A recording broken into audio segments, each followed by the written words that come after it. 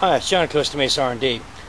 We had some problems with the Sedan over the weekend at the Fontana race, and once we got the thing back here to the shop and did a little investigation, I thought maybe it might have had some plugs that were fouled out, but actually what happened was we've got a problem here with this #1 exhaust valve.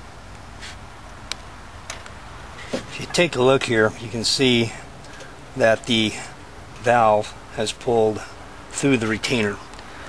So I'm surprised we didn't break the valve and have a real catastrophic event here.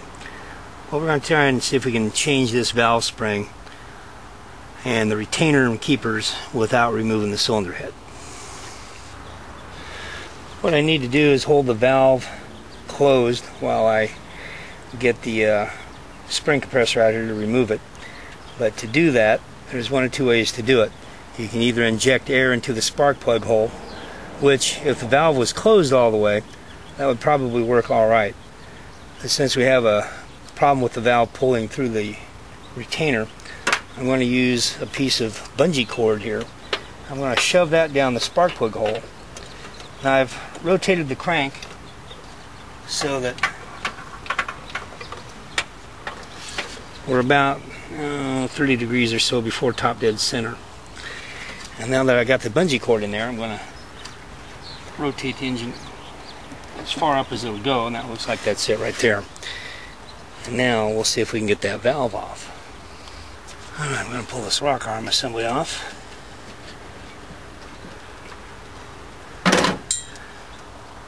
As you can see, this thing is just about all the way through. There's just enough on there to hold things in place, so it's kind of a good sign.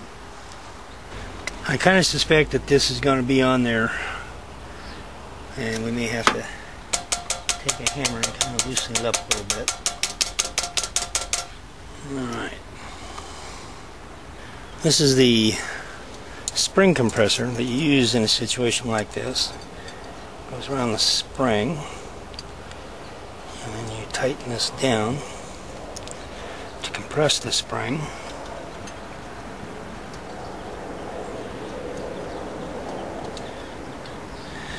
See if we can compress this enough to get this apart.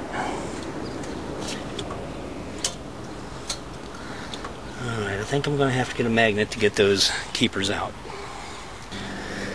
Well, after some fiddling about, I wound up using a pair of hemostats to get these keepers out.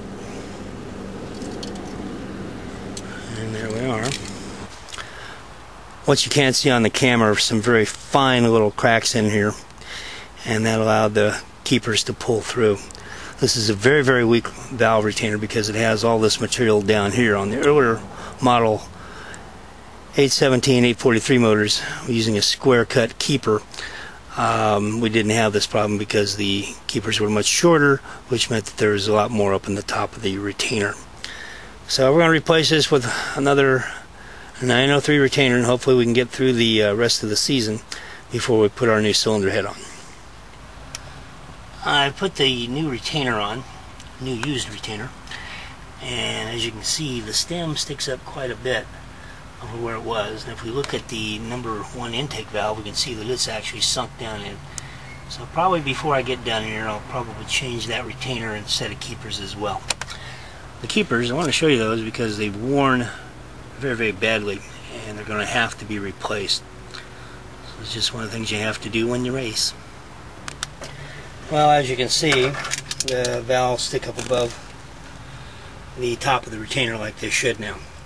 So we'll go ahead and get the rocker arm assembly on, get the valves adjusted, and we'll be ready to rock and roll here.